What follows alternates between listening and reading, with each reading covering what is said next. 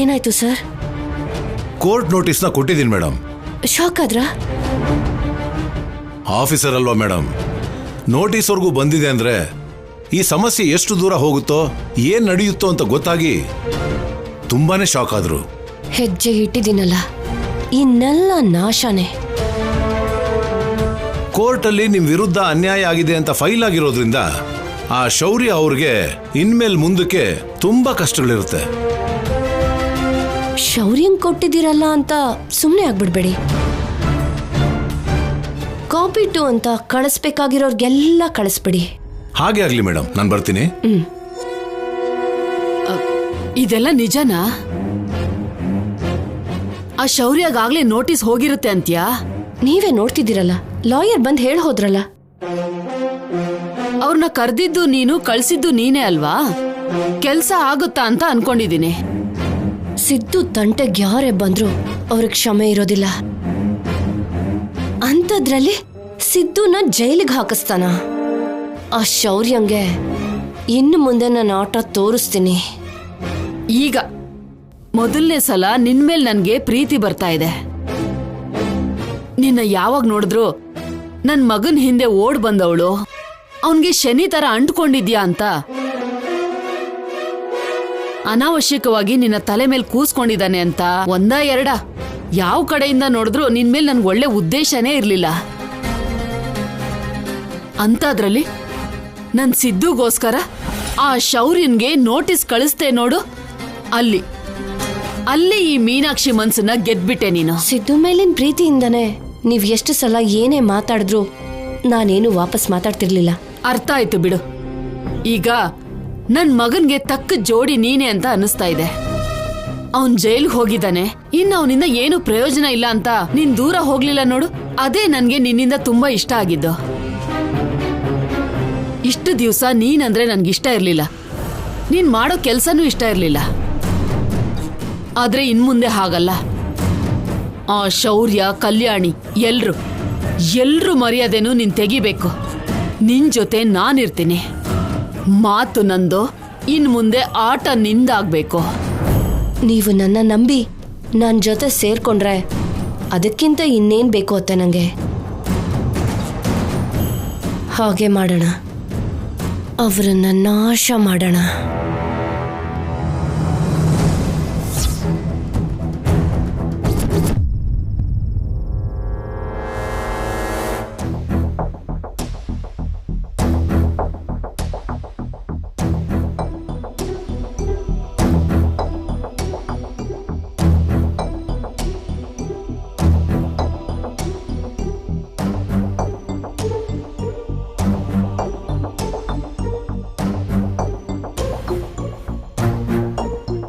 ಏನ್ ಶೌರ್ಯ ಇದು? ನಿನ್ ಮೇಲೆ ದೂರ್ ಕೊಡೋದಂದ್ರೇನು? Court summons ಕಳ್ಸೋದಂದ್ರೇನು?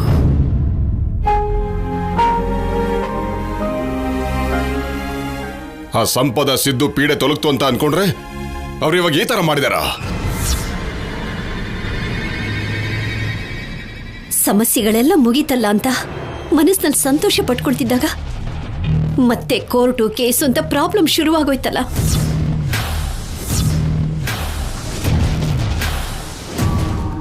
ಅವ್ರು ನಮ್ಮನ್ನ ನೆಮ್ಮದಿಯಾಗಿ ಬದುಕೋಕ್ ಬಿಡಲ್ಲ ನೋಡಿ. ಇಲ್ಲಿ ಹೀಗೆ ಯಾವುದೋ ಒಂದು ರೂಪದಲ್ಲಿ ಕಷ್ಟ ಕೊಡ್ತಾನೆ ಇರ್ತಾರೆ. ಸಿಕ್ಕವನ್ನ ಸಿಕ್ಕದಾಗ್ಲೇನೆ ಸುಟ್ಟು ಬಿಸಾಕ್ದೇನೆ ತಪ್ಪು ಮಾಡದೆ ಅನಿಸ್ತಾ ಇದೆ.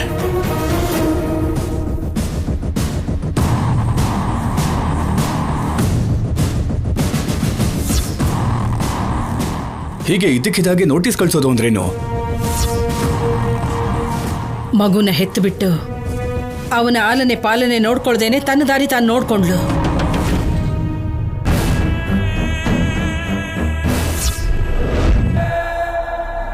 ಯಾವತ್ತಾದ್ರೂ ಮಗು ಬಗ್ಗೆ ಯೋಚನೆ ಮಾಡಿದ್ಲ? ತಾಯಾಗಿ ಒಂದು ತೊಟ್ಟು ಹಾಲು ಕೊಟ್ಟಿದ್ದಾಳ ಅಥವಾ ಯಾವತ್ತಾದ್ರೂ ತನ್ನ ಬಂಡ್ಲಲ್ಲಿ ಮಲಗಿಸ್ಕೊಂಡಿದ್ದಾಳ? ಇಲ್ಲ. ಅಂತವಳಿಗೆ ಇವತ್ತು ಮಗು ಮೇಲೆ ಪ್ರೀತಿ ಉಕ್ಕಿ ಹರಿತಿದ್ಯಾ?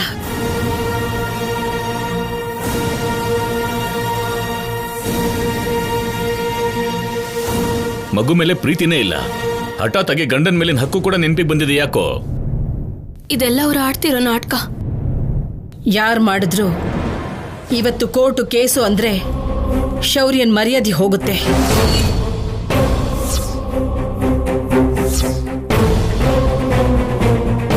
ಇಷ್ಟು ಕಷ್ಟಪಟ್ಟು ಸಂಪಾದಿಸಿರೋ ಗೌರವ ಮಣ್ಣು ಪಾಲಾಗುತ್ತೆ.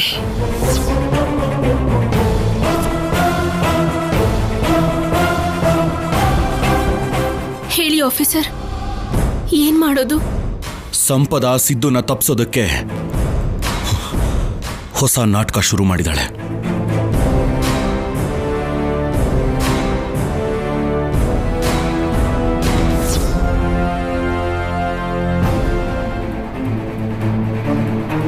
ಅವನು ಹೊರಗಡೆ ಬರದೇ ಇರೋ ಹಾಗೆ ಎಲ್ಲ ದಾರಿನೂ ಮುಚ್ಚಿದ್ದೇನೆ.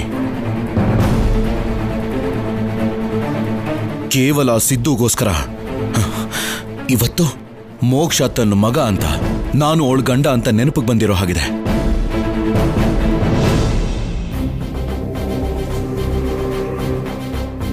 ಆ ಸಂಪದ ಹೀಗ್ಯಾಕೆ ಮಾಡ್ತಿದ್ದಾಳೆ? ಮಾಡಿರೋ ತಪ್ಪನ್ನು ತಿಳ್ಕೊಂಡು ಯಾವತ್ತಾದ್ರೂ ಬದಲಾಗ್ತಾಳೆ ಅಂತ ಅನ್ಕೊಂಡ್ರೆ ಅವಳಲ್ಲಿ ಆ ಬದಲಾವಣೆನೇ ಕಾಣಿಸ್ತಿಲ್ಲ.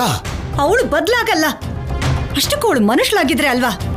ಆ ಸಿದ್ದು ಜೊತೆ ಸೇರೋದೇ ತಪ್ಪು ಅಂತಂದ್ರೆ ಇವತ್ತು ಅವನನ್ನ ಕಾಪಾಡೋದಕ್ಕೋಸ್ಕರ ನನ್ನ ಮಗನ ಮೇಲೆ ಕೋರ್ಟಲ್ಲಿ ಕೇಸ್ ಹಾಕಿದಾಳೆ.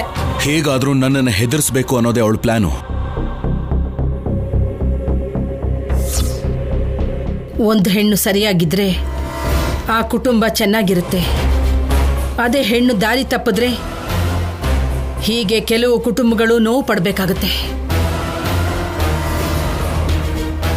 ನಾವು ಕೇರಳಕ್ಕೆ ಹೋಗಿದ್ದಾಗ ನಮ್ಮ ಪ್ರಾಣನ ತೆಗೆಯೋದಕ್ಕೆ ನೋಡಿದ್ರು, ಅದು ಸಾಧ್ಯ ಆಗ್ಲಿಲ್ಲ. ಕೊನೆಗೆ ಇವನ್ ಸಿಕ್ಕಾಕೊಂಡ. ಆದ್ರೆ ಸಂಪದ ತಪ್ಪಿಸ್ಕೊಂಡ್ಲು. ಅಷ್ಟಕ್ಕೂ ಇದೆಲ್ಲ ನಿನ್ನಿಂದನೇ ಕಣೆ. ಅವಳ ಕೋಪ ಎಲ್ಲ ನಿನ್ನ ಮೇಲೇನೆ. ಆ ಕೋಪನ ನನ್ನ ಮಗನ ಮೇಲೆ ತೋರಿಸ್ತಾ ಇದ್ದಾಳೆ. ಕೊನೆಗಿಲ್ ನೋಡು, ಹೀಗೆ ಶೌರ್ಯನ ಎಲ್ಲರೂ ಮುಂದೆ ದೋಷಿಯಾಗಿ ನಿಲ್ಸುವಂತ ಪರಿಸ್ಥಿತಿ ಬಂದಿದೆ. ಅವಳು ಹುಚ್ಚುಚ್ಚಾಗಿ ನಡ್ಕೋತಾಳೆ ಅಂದ್ರೆ ಕಲ್ಯಾಣಿನ ಯಾಕೆ ಸಂಪದನಿಗೆ ಹೋಲಿಸ್ತಾ ಇದ್ಯಾ? ಯಾವ ಸಂಬಂಧನೂ ಇಲ್ಲ ಅಂದಿದ್ರೆ ಇದೆಲ್ಲ ಯಾಕೆ ನಡೀತಾ ಇತ್ತು? ಪ್ರತ್ಯೇಕವಾಗಿ ಶೌರ್ಯನ ಮೇಲೆ ಸೇಟ್ ತೀರಿಸ್ಕೊಳ್ಳೋ ಅಗತ್ಯ ಏನಿದೆ?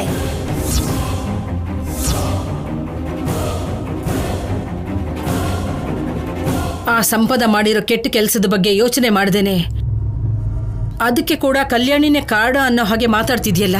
ನನ್ನ ಮಾತು ಕಠಿಣವಾಗಿದ್ರು ನಾನು ಹೇಳೋದೆಲ್ಲ ಸತ್ಯನೇ ಅಲ್ವೇನಮ್ಮ?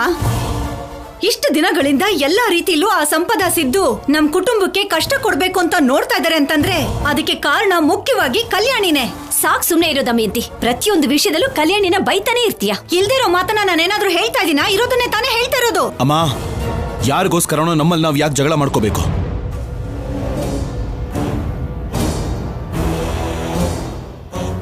ಅವ್ರಿಗೆ ಬೇಕಾಗಿರೋದು ಇದೇನೆ. ಹೀಗೆ ನಮ್ಮ ಮನೇಲಿ ಯಾರಿಗೂ ಮನಃಶಾಂತಿ ಇಲ್ಲದೆ ಇರೋ ಹಾಗೆ ಮಾಡಬೇಕು ಅಂತಾನೆ ಅವರು ಪ್ಲಾನ್ ಮಾಡ್ತಾ ಇದ್ದಾರೆ.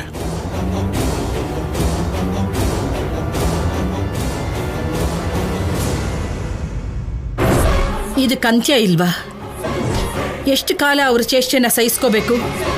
ಕೊನೆಗೂ ನಿನ್ ಮೇಲೆ ಕೇಸ್ ಹಾಕಿ ನಮ್ಮ ಕುಟುಂಬದ ಮರ್ಯಾದೆ ತೆಗೆಯೋವರೆಗೂ ಬಂದಿದ್ದಾರೆ. ಇನ್ನೂ ನೋಡ್ತಾ ಕೂತ್ಕೊಳ್ಳೋಣವಾ? ಅದ್ರ ಅವಶ್ಯಕತೆ ಇಲ್ಲ ಅಜ್ಜಿ. ಇದಕ್ಕೆಲ್ಲ ಕಾರಣ ಆ ಸಿದ್ದುನೇ. ಅವನಿಗೆ ಬುದ್ಧಿ ಕಲಿಸಿದ್ರೆ ಆ ಸಂಪದಾಗೆ ಬುದ್ಧಿ ಬರುತ್ತೆ. ಇವತ್ತು ಅವನನ್ನು ಮುಗಿಸದೆ ಬಿಡೋದಿಲ್ಲ.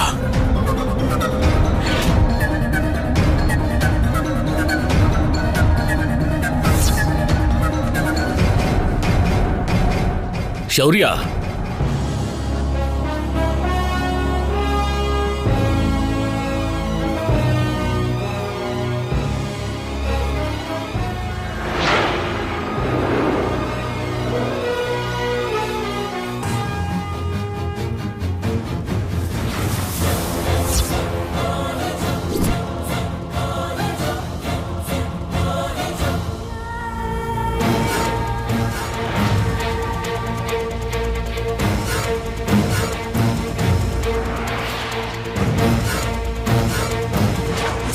ವಾಸು, ಅವನಿರೋ ಸೆಲ್ ಓಪನ್ ಮಾಡು. ಇಲ್ಲಿವರೆಗೂ ಅವನ್ನ ಜೀವಂತವಾಗಿ ಬಿಟ್ಟು ತುಂಬಾ ದೊಡ್ಡ ತಪ್ಪು ಮಾಡಿದೆ. ನಿಂತ್ಕೋ ಶೌರ್ಯ. ಅವನೇನ್ ಮಾಡಿದಾನೆ ಅಂತ ಗೊತ್ತಿದ್ದು ನಿಂತ್ಕೊ ಅಂತ ಹೇಳ್ತಿದ್ಯಾ? ಜಾಗ ಬಿಡು. ನಿಂತ್ಕೋ ಶೌರ್ಯ. DCP ಅವರು ಬಂದಿದ್ದಾರೆ, ಹೊರಗಡೆ ವೇಟ್ ಮಾಡ್ತಿದ್ದಾರೆ. ನೀನ್ ಬರ್ತಿದ್ದ ಹಾಗೆ ಕರ್ಕೊಂಡು ಬರೋದಕ್ಕೆ ಹೇಳಿದ್ರು. DCP ಅವರ? ಸರಿ, ನಡಿ. ಬಾ.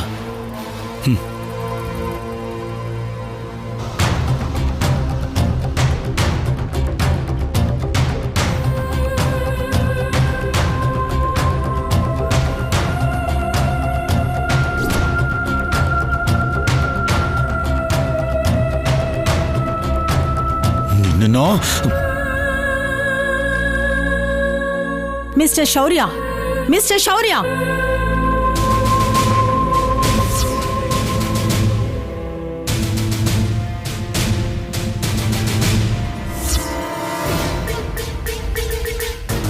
ನೋಡಿದ್ರೆ ಮೇಡಮ್ ಹೇಗೆ ಹೆದರಿಸ್ತಾ ಇದ್ದಾರೆ. ವಾಟ್ ಇಸ್ ದಿಸ್ ಶೌರ್ಯ? ನನ್ನ ಕಣ್ಣೆದುರಿಗೆ ಹೀಗೆ ಬಿಹೇವ್ ಮಾಡ್ತೀಯಾ? ಮೇಡಮ್, ಅವಳ ಬಗ್ಗೆ ನಿಮಗೆ ಗೊತ್ತಿಲ್ಲ. ತಿಳ್ಕೊಂಡೇ ಬಂದಿದ್ದೀನಿ. ನನಗಿಷ್ಟು ಮೋಸ ಮಾಡಿ ಇನ್ನೂ ನನ್ನ ಮೇಲೆ ಕೋಪ ಮಾಡ್ಕೋತಿದ್ಯಾ? ವಾಟ್? ನಾನು ನಿನಗೆ ಮೋಸ ಮಾಡೋದು ಅಂದ್ರೆ ಏನು?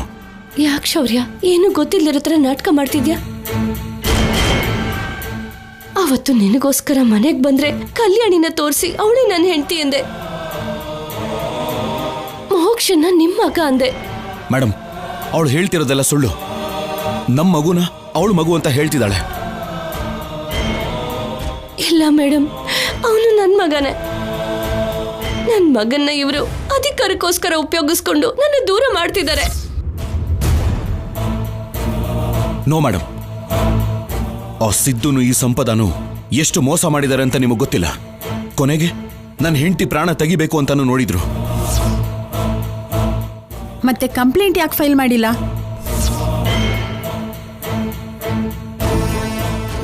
ಯಾವುದೇ ಕಂಪ್ಲೇಂಟ್ ಫೈಲ್ ಮಾಡ್ದೇನೆ ನೀನ್ ಇವಾಗ ಅವಳು ತಪ್ಪು ಮಾಡಿದಾಳೆ ಅಂದ್ರೆ ನಂಬೇಕಾ? ನಾನು ಹೇಳ್ತಿರೋದು ನಿಜಾನೇ ಮೇಡಮ್. ಮೋಕ್ಷ ಕಲ್ಯಾಣಿ ಮಗು. ಆ ಮಗುಗೂ ಇವಳಿಗೂ ಯಾವ ಸಂಬಂಧನೂ ಇಲ್ಲ. ಸಂಬಂಧ ಇದೆಯೋ ಇಲ್ವೋ ಅನ್ನೋದು ಇನ್ವೆಸ್ಟಿಗೇಷನ್ ಅಲ್ಲಿ ಗೊತ್ತಾಗುತ್ತೆ. ಕೋರ್ಟಲ್ಲಿ ನಿನ್ ಮೇಲೆ ಕೇಸ್ ಫೈಲ್ ಆಗಿರೋದಕ್ಕೆ ನಿನ್ನನ್ನ ಇಮಿಡಿಯೇಟ್ ಆಗಿ ಸಸ್ಪೆಂಡ್ ಮಾಡಬೇಕು ಅಂತ ಮೇಲ್ಗಡೆಯಿಂದ ಆರ್ಡರ್ ಬಂದಿದೆ.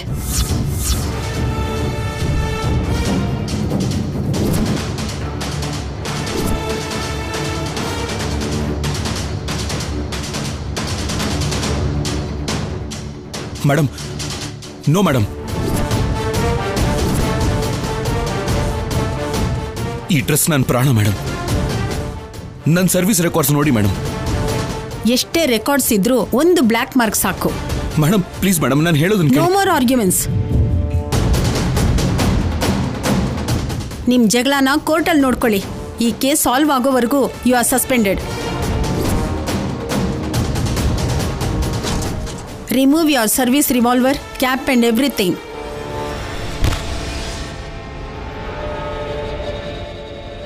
I said remove.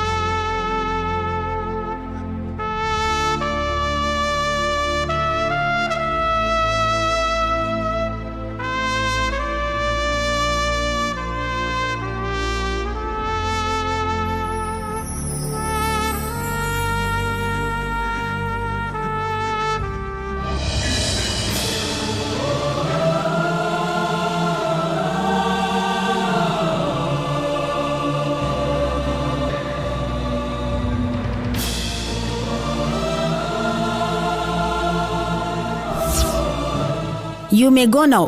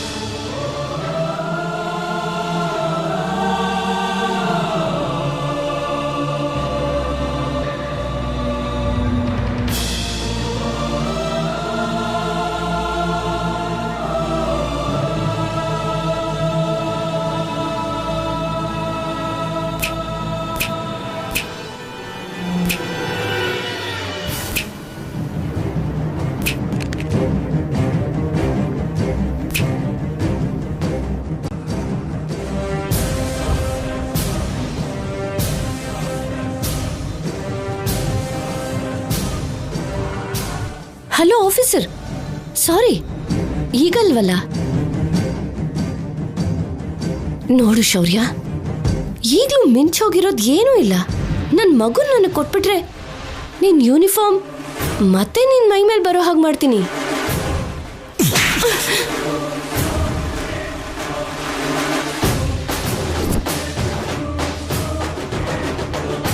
ಪ್ರಾಣ ಹೋದ್ರೂ ಅದ್ ನಡೆಯೋದಿಲ್ಲ. ಮೋಕ್ಷ ಯಾವತ್ತೂ ನಿನ್ನ ಮಗು ಆಗೋಕ್ ಸಾಧ್ಯ ಇಲ್ಲ. ಅವನು ನಮ್ಮ ಮಗ.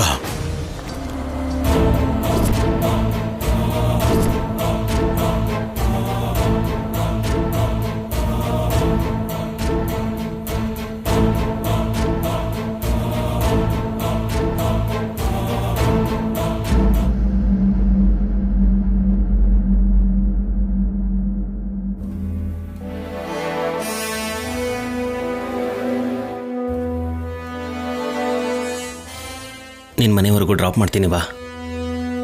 ಬೇಡ ವಾಸು, ಡಿಪಾರ್ಟ್ಮೆಂಟ್ ನನ್ನ ಪ್ರಾಮಾಣಿಕತೆಗೆ ಕೊಟ್ಟಿರೋ ಬಹುಮಾನ ನೋಡ್ದ. ನಿನ್ನ ನಿಯತ್ತು ಡಿಪಾರ್ಟ್ಮೆಂಟ್ಗೆ ಗೊತ್ತಿಲ್ಲದೆ ಏನಿಲ್ಲ. ನೀನು ಇದ್ರ ಬಗ್ಗೆ ಸ್ವಲ್ಪ ಯೋಚನೆ ಮಾಡು.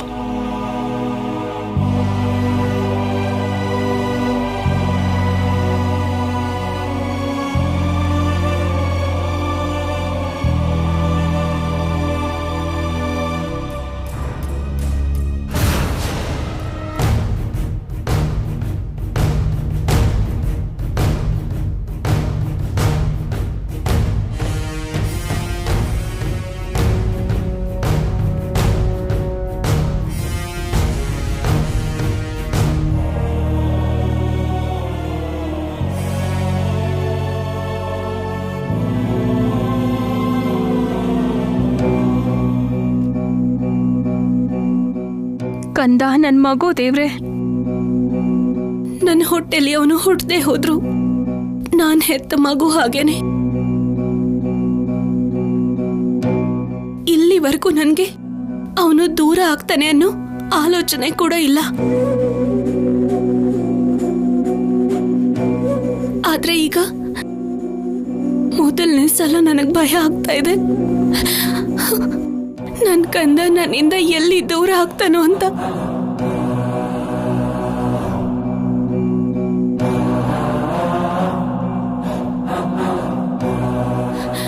ಆ ಸಂಪದ ಮಾಡೋ ಕುತಂತ್ರಗಳಿಗೆ ನನ್ ಕಂದ ನನ್ನಿಂದ ದೂರ ಆಗದೆ ಇರೋ ತರ ನೋಡ್ಕೋ ಸ್ವಾಮಿ. ಅವನಿಲ್ದೆ ನನ್ನ ಕೈಲಿ ಬದುಕೋಕಾಗಲ್ಲ.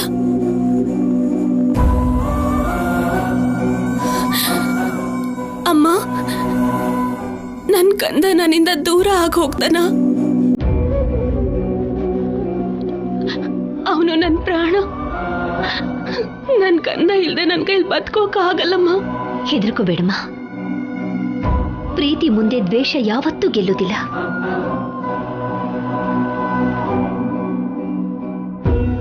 ಸಂಪದ ಇವತ್ತು ಮಗು ಬೇಕು ಅಂತಿದ್ದಾಳೆ ಅಂದ್ರೆ ಅದು ಮಗು ಮೇಲಿನ ಪ್ರೀತಿಯಿಂದಲ್ಲ, ನಿಮ್ಮ ಮೇಲಿನ ದ್ವೇಷದಿಂದ.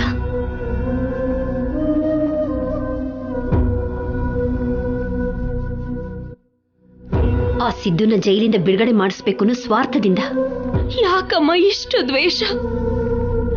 ಅಂತ ತಪ್ಪು ಏನ್ ಮಾಡಿದೀವಿ? ಬೇಡ ಅಂತ ಒದ್ದು ಹೋಗಿದ್ದು ಅವಳೇ ತಾನೆ. ಮನುಷ್ಯನಾದವನಿಗೆ ಮನಸ್ಸಿರುತ್ತೆ, ಬುದ್ಧಿ ಕೂಡ ಇರುತ್ತೆ. ಆದ್ರೆ ಪ್ರಾಣಿಗಿಲ್ವಲ್ಲಮ್ಮ.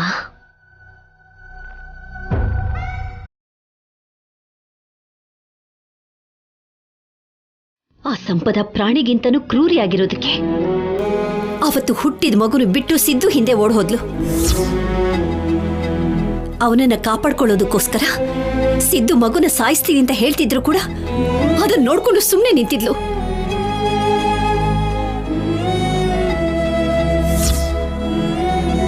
ಅಂತ ಕ್ರೂರಿಗಳ ಬಗ್ಗೆ ಯೋಚನೆ ಮಾಡಿ ನಮ್ಮ ಸಮಯನ ಹಾಳು ಮಾಡ್ಕೊಳ್ಳೋದು ಬೇಡ. ನಮಗೆ ಒಳ್ಳೇದೇ ಆಗತ್ತೆ ಕಲ್ಯಾಣಿ.